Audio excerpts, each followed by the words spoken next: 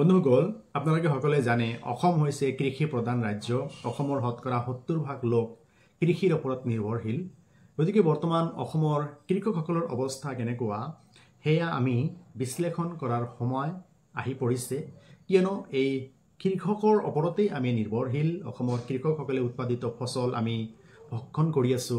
সিহঁতে আমাৰ কাৰণে প্ৰয়োজনীয় খাদ্যৰ যোগান ধৰি আছে, ভাতৰ যোগান ধৰি আছে, ৰুটি, তাৰপিছত বিভিন্ন শাক পাচলি এইবোৰ এই অসমৰ কৃষিজীৱী লোকসকলে যোগান ধৰি আছে। গতিকে অসমৰ কৃষিজীৱীসকলৰ বৰ্তমান আৰ্থ সামাজিক অৱস্থা কেনেকুৱা এই সংক্ৰান্তত কিছু কথা আলোচনা কৰিবৰ কাৰণে ভিডিঅ'টো বনাইছো। বন্ধুসকল, সমগ্ৰ ভাৰতৰ কৃষকসকলৰ অৱস্থা যাচাই কৰিবৰ কাৰণে অনাৰেবল সুপ্ৰিম কোৰ্টৰ তত্ত্বাৱধানত এটা হাই লেভেল কমিটি গঠন কৰা হৈছিল। আৰু সেই হাই লেভেল কমিটিয়ে আপোনাৰ 2024 চনৰ নৱেম্বৰৰ 21 তাৰিখত এটা ইণ্টাৰিম ৰিপৰ্ট দাখিল কৰিলে অনাৰেবল সুপ্ৰিম কোৰ্টত। আৰু সেই ইণ্টাৰিম ৰিপৰ্টত উল্লেখ কৰা হৈছে যে ভাৰতৰ কৃষকসকলৰ দৈনিক আয় হৈছে মাত্ৰ 27 টকা।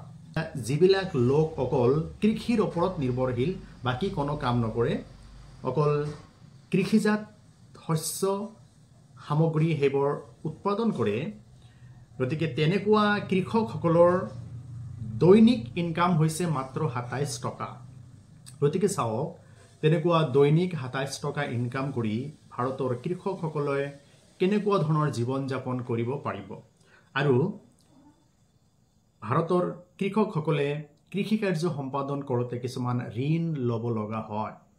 গতিকে বিত্তীয় প্ৰতিষ্ঠান বেংকৰ পৰা ঋণ ল'ব লগা হয়। গতিকে এই বৰ্ধিত ঋণৰ বোজা কৃষকৰ ওপৰত পৰাৰ লগে লগে কৃষকসকল ব্যতিগ্ৰস্ত হৈ যায়। কি কৰিব নকৰিব মূৰত একো কাম নকৰে, যাৰ ফলত এই ইণ্টাৰিম ৰিপৰ্টত দেখা গৈছে যে 1995 চনৰ পৰা 2024 চনলৈকে, ডেট মিনছ যোৱা 30 বছৰত 4 লাখ ফাৰ্মাৰ্ছ, 4 লাখ খেতিয়ক আৰু খেতিৰ সৈতে জড়িত শ্ৰমিকসকলে আত্মহত্যা কৰিব লগা হৈছে। গতিকে এটা ভয়ংকৰ ঘটনা। ভাৰতৰ কৃষকসকলে আমাৰ কাৰণে খাদ্যৰ যোগান ধৰি আছে আৰু এই কৃষকসকলৰ বৰ্তমান দৈনিক ইনকাম হৈছে 27 টকা। গতিকে এই 27 টকা ইনকাম দি তেখেতৰ পৰিয়াল কেনেকৈ পোহপাল দিব। বৰ্তমান আকাশচম্বী মূল্য বৃদ্ধিয়ে কৃষকসকলক জুৰুলা কৰি পেলাইছে।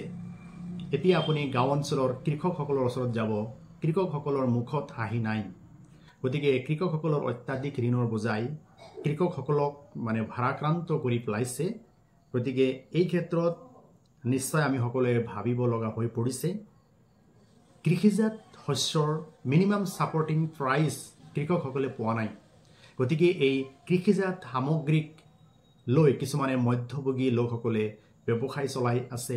পুঁজিপতিসকলে কম দামত কৃষিজাত সামগ্ৰী কিনি সেইবোৰ আৰ্টিফিচিয়েল অভাৱ সৃষ্টি কৰি অত্যাধিক দামত বিক্ৰী কৰি বৃহৎ পৰিমাণৰ পুঁজি সিহঁতে লাভ কৰি আছে। কিন্তু কৃষকসকলে নিম্নতম মূল্য পোৱা নাই। সেইকাৰণে ভাৰতৰ কৃষকসকলৰ বৰ্তমান অৱস্থা খুবেই ভয়ানক। গতিকে এই বিষয়টো আপোনালোকে চিন্তা কৰা প্ৰয়োজন।